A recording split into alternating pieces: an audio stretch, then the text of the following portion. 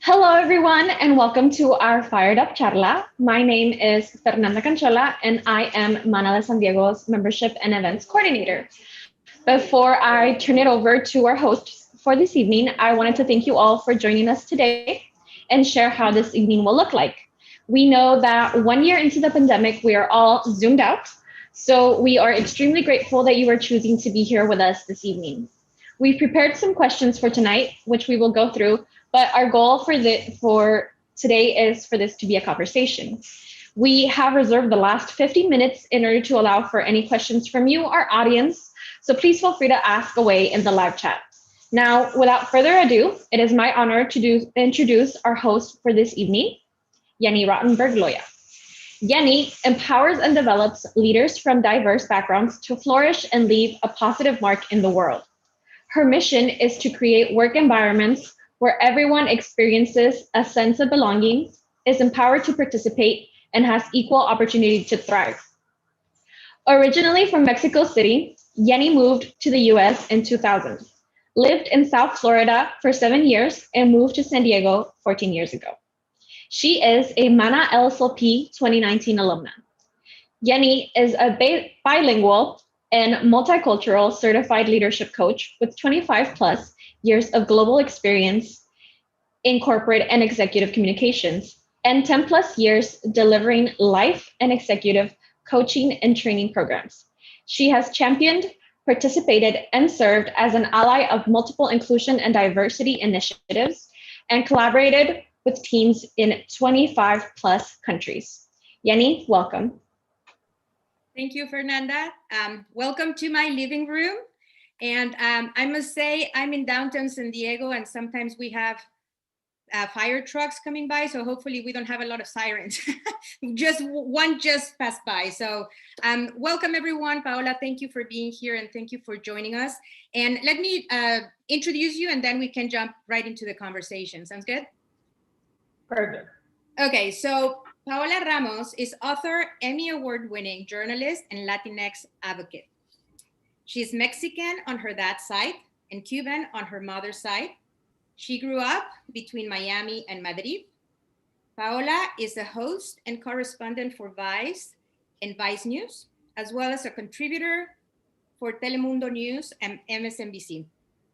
She was the former deputy director of Hispanic media for Hillary Clinton's 2016 presidential campaign, a political appointee during Obama administration, and also served in President Obama's 2012 re-election campaign. Her book, Finding Latinx in Search of the Voices Redefining Latino Identity, which is what our conversation tonight is going to be about, was published by Penguin Random House in October 2020. When she's not working, you can find her playing basketball, and apparently she's trying her cooking skills. So I had a question about what kind of cooking she's doing. Is it Cuban, Mexican, or what? So thank you for joining us, Paola. Is there anything you want to say? No, first of all, thank you so much for having me, for having this conversation. Thanks to everyone who's tuning in. San Diego for me will always be a city that means a lot to me for many reasons, and so I'm just happy to be part of this. So super excited to be doing this. That's awesome. Thank you for joining us. And I was telling Paola earlier that when I first started to read the book, I had the audiobook, so I was using it to walk around San Diego, and she was my walking companion for hundreds of thousands of steps. So if you were with me, to which I said I'm sorry. to which I said I'm sorry for having my voice in your ear all day long. Absolutely, no, it was a fantastic experience. And as I was going through the book and listening to all the stories and data points, I was like, okay, so my phone is not going I'm not going to be able to go back to all the bookmarks that I was leaving, right? So I bought my book, and I have all my bookmarks here. We're not going to be able to cover everything that I would like to. We don't have all the time, but let's try to cover as much as possible in the hour that we have, shall we? Yes, let's do it. Excellent. So the first question that I have for you is, What's the main message? The book is so rich, right? Like you touch on so many different aspects of the Latinx community. What's the main message that you would like to convey, that you want people to be left with? Yeah, I mean, the main message at the end is the most simple one, but I tried to show it, right? So the message is we're not a monolith, but I wanted to show people what it means to not be a monolith, right? I wanted to take the audience and the readers to all of these different battleground states and show you what these numbers mean, right? Show you what it means that there's more than 3 million Afro-Latinos amongst us. Show you what it means that there's over 1 million indigenous people, indigenous folks that identify as Latinx. Now, show you what it means to be a trans woman. Show you what it means to speak in Spanish and in English and in Spanglish and not be accepted. What it means to be a Republican and a liberal Latino all at the same time. And so that was sort of the first intention, to show people what it actually means to embrace our diversity. Mm-hmm. I think the second message is that unless we start leaning into this diversity, we risk losing the power that is in our hands. And I say this because so much of the way that people have defined us is typically in numbers. They love to say, we're the largest minority voting bloc. Our spending power, our business power keeps growing. We're 60 million strong. No, we're the sleeping giant. It's always quantified by these numbers, and that's all true. And I do see, and I'd be curious what you think, but I do see us being on the precipice constantly of this power, but I also see this other dark side that unless we truly start embracing ourselves, and looking at each other in the eye and understanding the way that we're changing, I feel like we can risk grabbing onto that power as a community, and I fear what those long-term consequences can mean. And so those two things, what it means to be what it means to not be a monolith, and what it means to not lean into this diversity. Yeah, and I think that the second point is, both points are super important because, even me being a Latina, I learned so much. Like there were so many stories that I had no idea of things that are happening in the US. And so I think that for everyone is a very interesting perspective at what the Latinx community is. But also the second point that you make about embracing who we are. And for those of you who haven't read the book, I'm sorry, we're going to have some spoilers. So I'm sorry about that. But one of the things that I would like to talk about is one person that you interview, Vidal. And just to give a little idea of who he is, he had been incarcerated. He had had a very difficult life, right? And one of the things that he tells you is, I had to ask myself, what am I doing? How can I change the conversation around me? What can I do? And I found that super interesting because if we talk about what we are as a conversation, which is the type of work that I do with my clients, right? How can we change how can we change the conversation that we are as a Latinx community? And how can we embrace and how can we leverage that power that we are and kind of waking up to all the opportunities that are out there? So what would you say are the conversations that we need to change? Yeah, so the story with Vidal is something that kept coming up with a lot of people that I would interview, right? So Vidal is someone that, because of the color of his skin, because of the zip code in which he grew up, someone already had his story told, and that is that he was a young brown kid that was criminalized from the start, from the get-go. That was his destiny. And the same thing kept coming up with different people that I would interview. There was a young indigenous girl in upstate New York that I met, Princess Donají. Yeah. And growing up as an indigenous, as an indigenous woman, there was already these stereotypes that she had to live by, that her family thought that she had to live by, that society thought that she had to live by. And the same thing happened to me. For me, growing up, watching, my father works in Univision, and so I grew up my whole life watching Latinas on my TV screen, on telenovelas that looked a certain way, and I believed when I was very young that I had to look that way. Until honestly too recently. And so what I notice in all these interviews, and including myself in the book, is we sort of skipped the most basic of questions, which is giving us a chance to us, allowing us to define ourselves however we want. No, if we want to wear one hat, we wear one hat. If we want to wear two, we wear two. If we want to wear three, we wear three. And so I would say that it is allowing us, giving us the space to sort of put those stereotypes to a side, which takes a lot of work, no? And it takes a whole community around you to do that, but put those stereotypes to a side and allow yourself to take a second to understand, what does it mean to be, in my case, a queer Latina with, you know, perhaps conservative family members here in Miami, where I'm talking to you from. And in Vidal's case, it was how does he break away from the image of being a gang member in New York City, which is what people thought he was, and which is what he believed he was, you know? And so I always think we are in a moment right now where there have been so many stories told about us. You know, this narrative has already been built and created around us, that we have to give particularly younger people the chance to self-reflect, you know, and allow them to identify however they want. I think that would be number one. And number two, then I think for the folks around us, you know, as we're seeing people go through these reflections,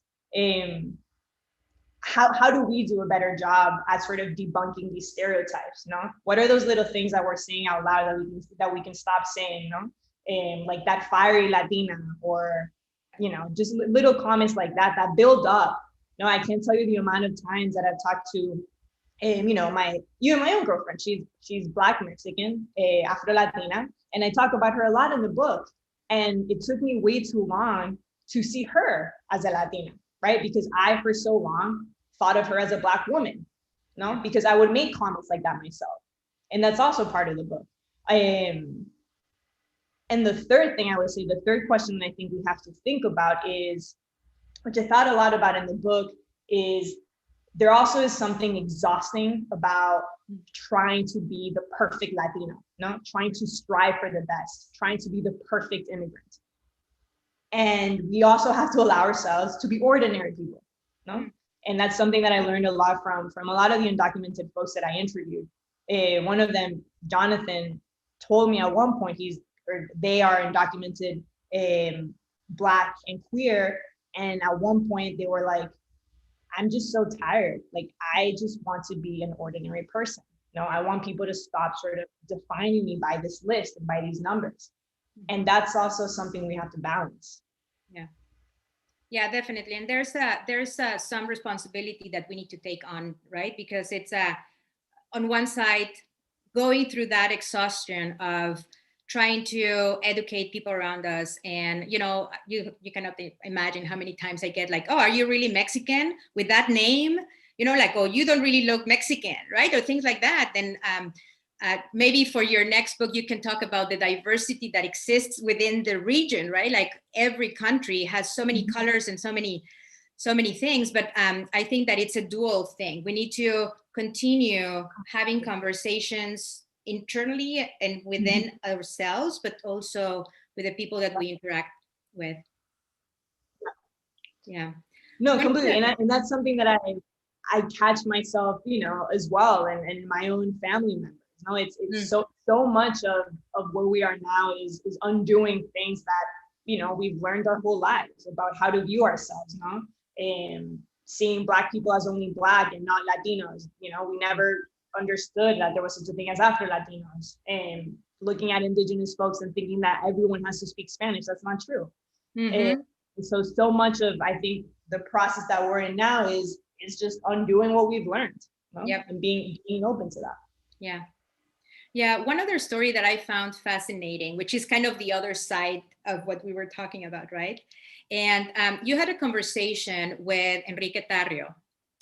And I would love you to tell us more about him. I just want to read what you write about him to start the chapter. And then I would love for you to tell us a little bit more about him. So you say, Enrique and I were never supposed to face each other. We were never meant to be in the same room at the same time, sitting inches apart from each other. That's because Enrique Tario goes against everything I believe in. My morals, my values, my own existence. He's a young Afro-Latino who not only supports Donald Trump, but he has everything in his power to ensure his victory. So yeah, what did it take for you to have that conversation? Right. So for context for people, so Enrique Tario was no longer, but he was until very recently the chairman of the Proud Boys. No, and so again, I don't need to describe what that means. But when I first read about Enrique, it shocked me. No, it shocked me that this Afro Latino, this Black Cuban man, would head this group, and would be just so adamant about it. And so when I initially approached him, it was for a small documentary that we were doing. And I remember walking into his house. Again, I'm talking to you all from Miami. He literally lives a couple of blocks away from me. We've crossed paths 1,000 times, and he's Cuban, my family's Cuban.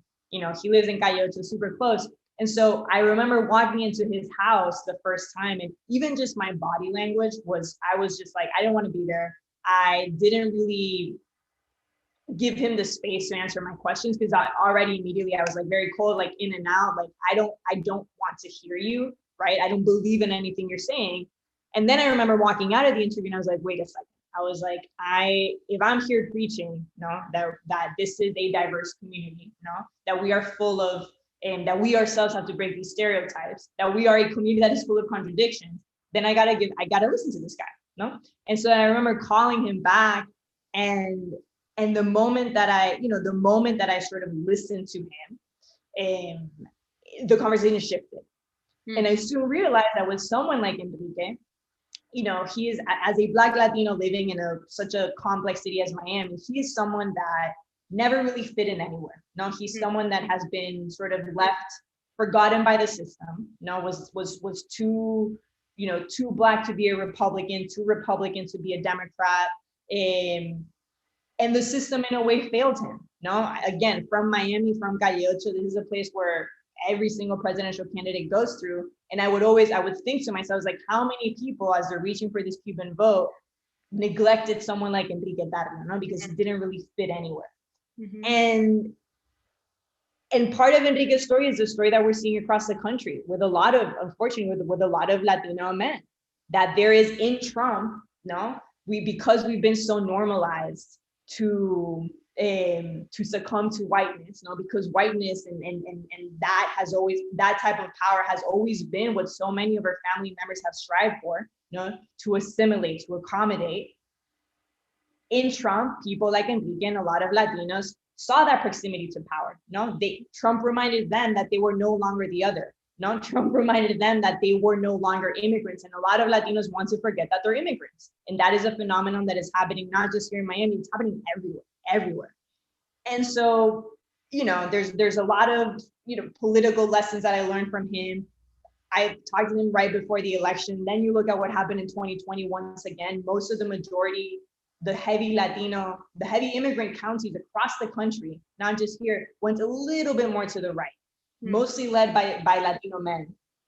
And so there is something happening. There is a movement happening. But what I learned from him is, again, being Latinx can mean many different things. It also means that there are many conservative folks around us. There are white supremacists around us. It means that if you are Latino, you can also be a racist, and you can embrace white supremacy. And we need to listen to that, because unless we don't listen, unless we don't pay attention, we risk one more time a 2016 election. Yeah.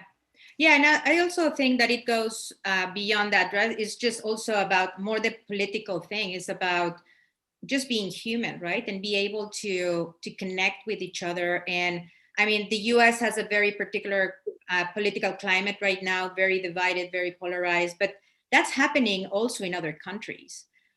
And how, of course, no, and yeah. And how can we, as just human beings that we are, let alone where we come from, but just like as human beings, be able to listen. And you say when you're talking with him, like he said, like, yeah, because he's calle, and you're like, what does that mean, right? So that ability to overcome your own biases and overcome your own stereotypes about what he was allowed you to connect with him in a different level and understand a little bit of where he's coming from.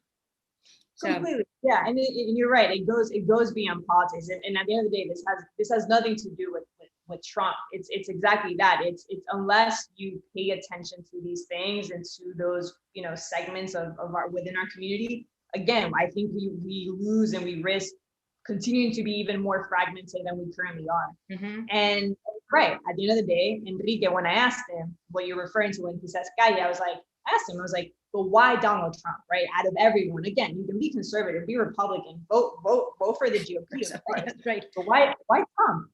And he said, because calle, no? And he says, because he speaks like me, he said. And I can disagree with him completely, but at the end, he's aching for something that's real. No, there is an element of pain in him that is very real. And that I have to understand. Yeah. Yeah, that's fascinating. I was really surprised about that too. And one of the things, like when I was reading, I was surprised by so many things that you share, right? Like you mentioned earlier, Princess Donají, that she is comes from an indigenous family. She's in New York, and the entire family, and not just the family, the town is from Oaxaca, from Mexico. Mm-hmm. So what were the stories that more surprised you of finding in this journey? So many, I mean, I'll give you a little bit of one of the things was literally just being in my own backyard in New York City and then coming across this massive Latino Muslim community that's also really huge in Texas, not in Houston. And there is a growing, Latinos are, out of all the demographics, we're the most likely to convert into Islam. And, and embedding with them and being part of their meetings and spending a couple of days with them and realizing that this is a larger phenomenon that's happening across the country. Like, that was fascinating. Being in Georgia and being with, indigenous Mayans that are in rural pockets of Georgia, right? In sort of the reddest counties of them all, and understanding that they've been there for decades. Generations of Mayans have been there, and they're speaking Canjobal, not even Spanish. And that was incredible. And the same thing happened to me at the border. I was so used to covering the border in Spanish, so used to having conversations with, mostly with Mexican immigrants, and then coming across with a whole wave of indigenous immigrants and realizing that the experience at the border when you're crossing, not in Spanish and not in English, that is, when you're facing an ICE officer or a CBP officer as an indigenous immigrant, it changes the experience completely. And I was so unaware of that. But in the same, going to the Midwest, I mean, honestly, everything surprised me. But I think what surprised me the most, perhaps, was what I expected to not be surprised, which is when I come back to Miami, and I come back to I had grown up in Miami, and I thought that my experience in Miami was unique in the sense that, I feel like in Miami, I grew up in a huge bubble, where because everyone's Latino, because everyone speaks Spanish, you don't really think at all about identity. And I remember coming back to Miami and I was like, let me hit up my high school friends who I hadn't talked to in, I don't even know, so many years. And I was just so curious to know how they felt after they grew up here and left Miami and then came back. I was curious to know like what their experience was like. And we all had the same experience, and it was to talk to them and understand that every single one of these girls that I went to school with had this realization of what it meant to be Latina, of what it meant I'm very light skinned, but in their experiences, what it meant to face racism for the first time, what it meant to be called names for the first time. They had to leave this city in order to understand what it meant to be them. And I think that, I was just very surprised by that, because again, I had built my own stereotypes about my own Cuban community here. And I thought they would be, conservative their whole life, and many are, but many had these really critical questions about identity, and we were all going through the same thing at the same time and had no one to really talk to. So that was interesting. Yeah, that's an interesting thing, right? Because when you are in your own community and you really don't there's really no need to question anything because you are in your community, right? Like you are with your people, you grew up with whatever environment you're in, and you don't even know what you don't know, right? And it requires for you to go away to get out of that, as you mentioned, bubble, to start to question those things, and sometimes are not easy answers, like it takes a lot. Completely. No, I mean, and I'm still figuring out most of it. And that was most of the conversation when I was here. We were all like, we were all trying to understand what it all meant.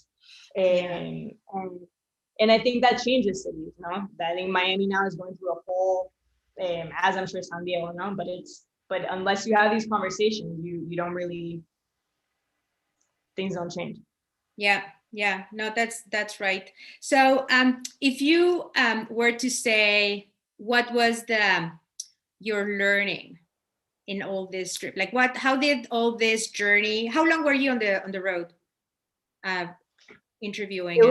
It was I'd say overall like 8 to 9 months. It was a really crazy, obviously it was my first book, so I had no precedent of like how one is supposed to write a book, and I only had 11 months to write it, right? Because what I really wanted to do was to write this book before the election.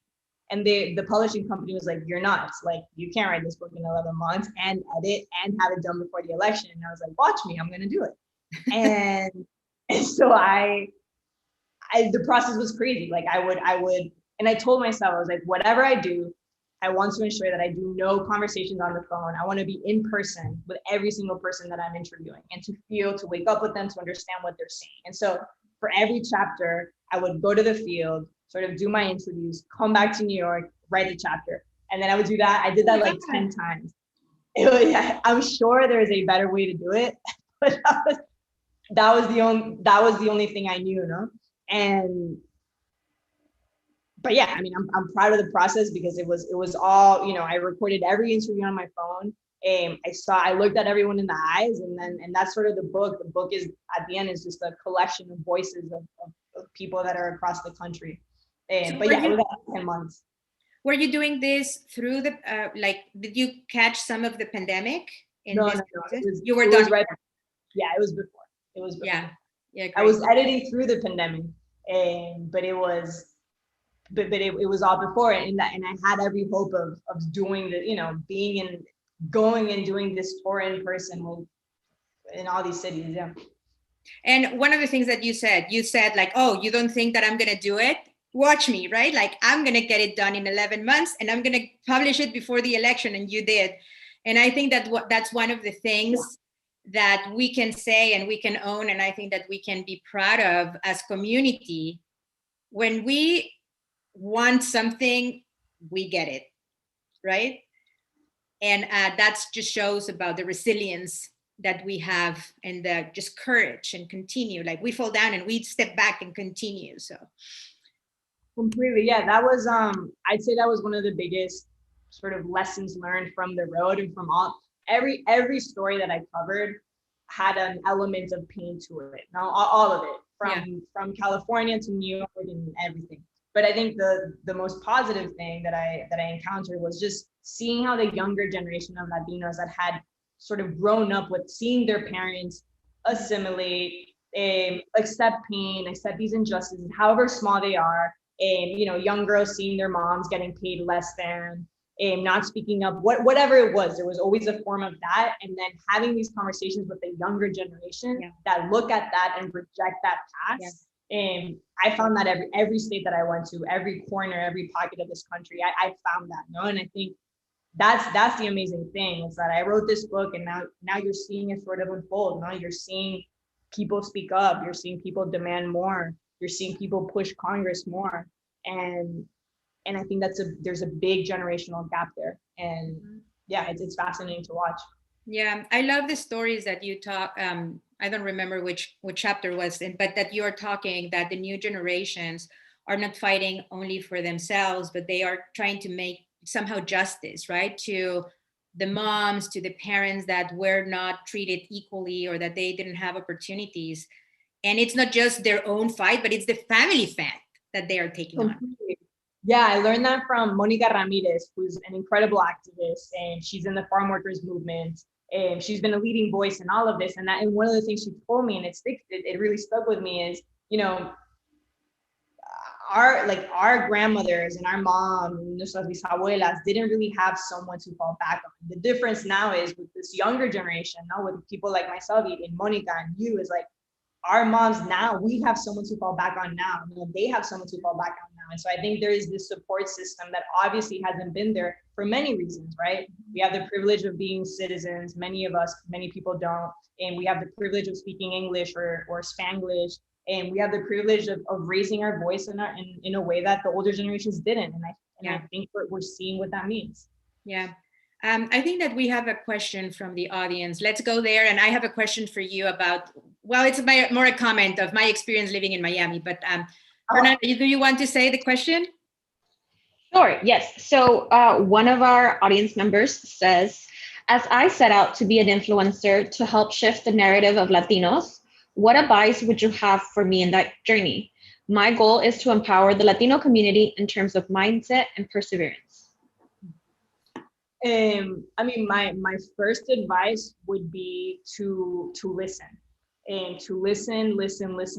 No, I think so much of the beginning of this journey for me was asking questions and was thinking that I had answers, was reading what other people were saying. And I think often I forgot to do the most important thing, which is to just listen to what people have to say. And I would even say, writing this book, I noticed a big shift from beginning to end, because at the beginning I was just, you know, going in as a reporter, as a journalist, asking questions. And then I remember towards the end of this research, when I sort of shut up and just let people talk and listen, I got the best answers and the best insight, and people opened up to me in a way that they hadn't before. And so whatever means and avenues you can get to listen from as many people as possible, and then figure out your strategy, and then figure out what it means to be an influencer, no, and then figure out all these things, you're just gonna have, like, you want to try and get as many people talking to you as possible. So just listen now. Yeah, definitely. One thing that I would add to that is what we were talking about at the beginning. And it's that part of really understanding why you want to do this, right? Why do you want to be an activist? Why do you want to engage with people to change and to shift their mindset and talk about perseverance, and finding why you're doing it, and also be okay with who you are, like owning everything of who you are, right? And that's part of the identity conversation that we were having. It never ends. Yeah, no, and it's even that, no, the word influencer is so loaded. No, when I think of influencers, my mind goes to probably not other people should be thinking about, but that is, you know, that's also on us to break those stereotypes or to embrace them. However you feel. But yeah, definitely that, as Danny said, like, start with embracing yourself, and you decide what it means to be an influencer on your own terms and who you're influencing. No, that's another thing. Yeah, that's great. I think Fernanda has one more question. Yes. Another question says, oh, sorry, give me a second. Find it again. Okay. What advice can you give to those who are having conversations of unlearning and undoing with our own families? With their own what? I'm sorry? Families. Oh. Yeah, that's I'm still learning a lot. The best sort of advice or thing that is working for me is, for instance, take the term Latinx. In and of itself is an extremely controversial term, no? But the moment that I start personalizing it, like the moment that I start bringing in stories of what the X means and having my family members relate to them, that seems to work. So my grandfather, for instance, he was like, what the hell is Latinx? Nunca voy a usar eso. That's nuts. The moment that I'm like, wait a second, look, your granddaughter is queer. No, this is why it's important to me. He's like, okay, my friend is trans. You know her. You know Ivana. She's part of the family too. You hosted her for dinner. It means something to her. Okay. You have so many Black Cuban's friend, grandpa, that you've never invited over. Like, why don't you embrace men, grandpa? Ya entiendo. So to me, the moment that you start putting a face to whatever stigma or stereotype they're scared of sort of breaking, it's worked for me. But I would also be curious to anyone that's listening if there are better strategies, because I think we're entering that time now where we're having very difficult conversations, and more often than not, I think many of us are choosing to sort of look the other way, to not talk about politics, not talk about identity, and and it shouldn't be that way. But for me, it's like I personalize it. Like I try and connect a real story, to whatever I'm trying to talk about. Yeah, I think that, and as you mentioned, the Latinx, like the X, right, has caused so much controversy. Like, what does it even mean? This is just like putting something that doesn't really belong in the Spanish language. Are we Latinos, Hispanos, Hispana? Like the gender part of the language. And there's been a lot of discussion, I think it particularly in Latin America, about how to make language more inclusive, and they go into different things that we might or not agree, but that's part of the same conversation, right? Like, is it an E? Is it an X? Is it like a arroba? What do we use to include everyone? Yeah, I mean, there's a whole historical sort of background as to how we arrived to the X. And there are, I mean, just the very basics, no? Latino, Latina, obviously it's a gendered word. Spanish is gendered language. You're leaving some people out there. Hispano, Hispana, Hispanic. We're erasing, our Black and Indigenous roots, from our history. And so, is Latinx perfect? Absolutely not. No, I understand the pushback. The way that I see it is that in this moment, it is the only word in the dictionary that at least attempts to include the 60 million of us. No, it is an attempt to at least open the door. And I do also think that it is a very US centric word. I mean, I'll tell you now, I just got back from Colombia. No one in Colombia is using Latinx. No one in Mexico is using Latinx. And so I think Latinx tells a story of what it means to be a US Latino in this country, what it means to navigate the politics in this culture, in the society of this country, what it means to fall into these different nuances, what it means to have immigrant parents that came here. Latinx to me is a very US centric word. But I think the more interesting part is understanding why people hate the word so much. Where does that hate come from? Because I think there is something that irritates people a lot when they see themselves suddenly amongst the same light as a Black Latino or a trans Latino or a Midwestern Latino or an immigrant. And that image that is causing so much repulsion and so much rejection, that to me is more interesting to break down. Where does that hate come from? And so that's as important to understand, I think. Absolutely. Yeah, no, absolutely. Where I mean, in this process in which we are, I think that, I mean, the US probably is the one that is focusing more from a corporate perspective too, right? Like how to include everyone and how to make sure that we are seeing and hearing, and everybody has a voice and everybody has a seat at the table and all those things. And it requires really thinking differently, right? And we might not get to the perfect term at once, but I think that what's behind it, and it goes with what you're saying, why are you so neglectful to accept that term? But also, what other suggestions do you have, right? What else could be available? And who knows? I mean, but then in other countries, the kind of diversity is different than what we experience in the US. But I think that at the end of the day, just it comes down to being human, right? And to how can we connect? How can we listen, what you said, to each other, even if we are not on the same side? And how can we learn from each other?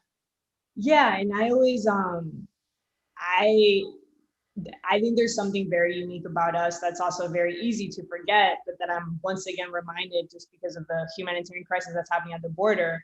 If there's one thing that all of us have in common as Latinos, as Latinx, as Hispanic, however you want to call it, but if there's one thing we have in common, it's the fact that there was someone in our family tree, someone in our family, someone down the road that came to this country with one goal, and that was simply to allow themselves to lean into freedom and liberty in a way that they couldn't find it in their countries. Mm-hmm. And that to me is something that is very uniquely ours. And just by that premise, I believe that we all have it in ourselves to give that to people, to allow them to be free, whatever it means, to allow them to, to allow them to hold on to all of their rights, because that is why our families came to this country. And so I always go back to that principle. Yeah, no, that's really true. And that is also, in a way, something that gets in the way, right, of owning that power and of really going full speed to the things that we want, because, and it's not coming from a place of complacency, but it's more like, okay, whatever kind of life that I have here, it's better than what I would have in my country, right? So I think that has been also something that, and you talk about this in your conversation with Carlitos, right? Like, there's always, like, he's dealing with issues here that he was dealing in Venezuela, and but whatever happens here, it's better than being in Venezuela, right? With all the issues that he was dealing with. So keeping that in mind, that not because we can have a good enough life here, because it's a little bit better than what we would have in our countries, means that we can just settle for that, right? Like, there's always opportunity to grow and to pursue other dreams. Yeah, no, exactly. Yeah, that's great. Fernanda, you have another question? I do, and it's sort of a two-point question from the audience. The first one is, when can they expect a second book?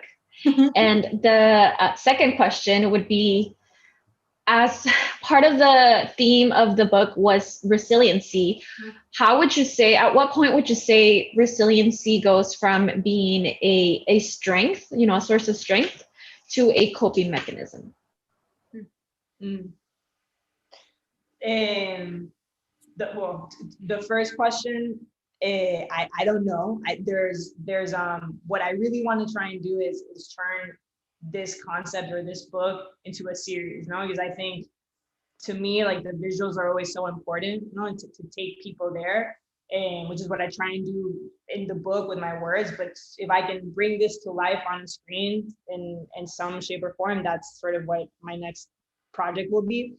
And to the next question, I think that's that is an amazing question, because that is something that I struggle with a lot, particularly with a lot of the people that I interview, and because I noticed that. I noticed, and one of my favorite chapters in the book was about the idea of being ordinary, and because I think one of the things that people are aching for so much is that, is to be able to be ordinary, because we're so used to people calling Latinos extraordinary and resilient, and they define us by those words, to be resilient. And there's so much that means that we have to we have to be here. We can never let our guard down. Always here, because that's how we think people will give us things, and people will accept us, and people will welcome us, and people will take us there. And so, I think it's all that I can say is you're absolutely right in posing that question. And I think it's on us to understand when people are kind of breaking and broken and in a lot of pain, and to just call that. And I can't tell you the amount of times that I've interviewed people that are so broken, that are going through so much, and they're carrying so much on their shoulders, and they're trying to fight because they're doing it for their kids or their grandparents. And that is the reality of our community. And I think many times it's invisible. And it's all I would say is, like, let's all do a better job at seeing that, and just at asking people, like, how they're doing and what they need. And, yeah. Yeah, I think one of the things that, and I must say, some stories that you were talking about in your book, some of them were heartbreaking, right? Like, there were moments that I had to just stop and just say like, oh my God, I don't know if I can continue listening to this, because there's a lot of suffering. And as you said, there's a lot of healing to do. I was listening to Dr. Edith Eger. I don't know if you're familiar with her. She's a survivor from Auschwitz. Yes. Yeah. She has a book that actually I'm starting to read. The Gift, it's called. It's the title, and she talks that about to be able to kind of be complete. You need to grieve. You need to feel, right? Like you really need to let all these emotions out, and that's when you start healing. So there's a process in which I think that a lot of people that have gone through so much pain, there's an opportunity to do that work of healing. And then I think that resiliency becomes more about how to thrive and how to really continue looking into what you want than coming from a place of pain that what you want is revenge of some kind of, you want to, make somebody pay for what happened to you. And I think that becomes obviously unsustainable, and also it's more hurt. So I think that there's some opportunity to do that kind of work. Yeah, I'm going to take that with me. That's beautiful. That's absolutely right. Yeah. Very good. Well, I think that we are coming to the end. Is there anything else that you want to tell us that we haven't asked you? No, just again, thank you for hosting this. And I guess I would just encourage all of us to particularly now that the news is so crazy, there's so many competing, stories constantly. Regardless of people's politics, I think it is a time for all of us to be open to trying to just be a little bit more empathetic with one another. That's all. Yeah.